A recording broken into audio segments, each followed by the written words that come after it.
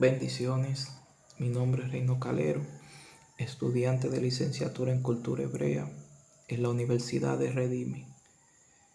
Mi maestro, Jonathan Nolasco, quiero compartir una práctica con ustedes de la materia que estamos cursando, que es Orientalismo en las Escrituras. Y vamos a estudiar los hebraísmos en el libro de Mateo. Es importante resaltar la importancia de poder conocer los diferentes hebraísmos que encontramos en las escrituras, porque si no estudiamos la cultura y la forma en la cual los escritores escribían sus escritos, cuál era su intención, nunca vamos a poder entender el contexto real e inmediato y qué era lo que querían expresar los escritores a la hora de plasmar una idea en la Biblia. Y para iniciar me gustaría definir el concepto de esta palabra, hebraísmo.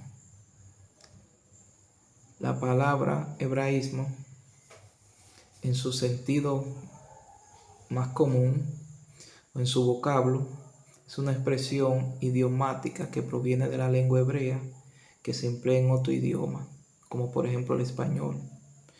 Esto incluye tanto palabras sueltas como por ejemplo amén, cábala, maná. Son ejemplos de esta palabra que se usan como modismo frase, cuyo significado completo solo se entiende en el contexto cultural hebreo, aunque se traduzca al literal.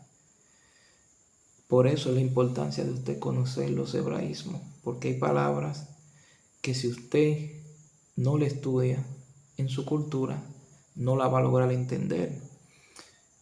Porque cuando usted lee una palabra y usted trata de analizarla de acuerdo al significado que esa palabra tiene en su cultura, pero tú tratas de analizarla en la cultura tuya, vas a tener un error grave, porque son culturas diferentes y es posible que una misma palabra tenga un significado diferente. Por eso la importancia de estudiar en la cultura en la cual se escribió la Biblia, no en una cultura diferente. En otras palabras, el hebraísmo es una palabra o frase que viene del idioma hebreo y que se usa en otro idioma. El libro que estamos analizando, que es el libro de Mateo, es un libro que tiene una carga hebraica pesada. Algunos piensan que es el libro que tiene más profundidad hebraica, porque como sabemos, Mateo se dirige a un público judío que entiende claramente la forma en la cual está escribiendo y el estilo lingüístico que Mateo está utilizando. Por eso es importante estudiar esto a profundidad y no ignorar el léxico y los hebraísmos que encontramos en el libro de Mateo. La traducción idiomática occidental a menudo pierde fuerza idiomática del hebreo al arameo, de las cosas que habló Jesús. El escritor del libro Orientalismo en la Escritura, Pillay, enfatiza unos puntos muy importantes. Y él dice que la analogía no son adornos, sino que son lenguaje de la verdad que a menudo usaban los orientalismos para darle pesos a sus escrituras. Hay algunos hebraísmos claves en el libro de Mateo que yo quiero resaltar, como por ejemplo el cumplimiento de la escritura en la narrativa. Mateo usa una fórmula. Usted va a encontrar en muchos capítulos que Mateo dice para que se cumpliese lo dicho por el profeta. Esta frase la usa de manera recurrente. Esto no es solo un dato histórico que le estoy dando, es más bien el argumento teológico hebreo de la legitimidad. ¿Por qué digo de la legitimidad? Porque para un teólogo judío o un rabino judío, el cumplimiento era la prueba irrefutable. Repito, Para ellos, el cumplimiento era la prueba irrefutable. Cuando un profeta daba una palabra, que se cumpliera era lo que determinara que esto era real. Como Mateo está tratando de fortalecer o de darle a entender a los judíos que Jesús es el Mesías, necesita no solamente argumento, sino prueba. Entonces, cada vez que él dice, para que se cumpliese la escritura, está dando un fundamento verídico que los judíos que están escuchando entendieran que Jesús cumplía con lo que ya la escritura había profetizado y había dicho de él en los diferentes libros. Otro ejemplo es Mateo 5, 17 al 48, que dice, oíste que fue dicho, pero yo os digo. No, usted va a encontrar mucho esa frase en el libro de Mateo. Esto son una forma de argumentación rabínica para elevar la interpretación de la ley toral. O sea, cuando Mateo dice esto, está dando una elevación de la ley toral y le está dando peso a lo que Jesús dice. ¿Por qué? Porque está diciendo, oíste, pero yo os digo. Entonces, ¿qué está diciendo? Que Jesús es el cumplimiento de la ley que ellos tanto respetaban.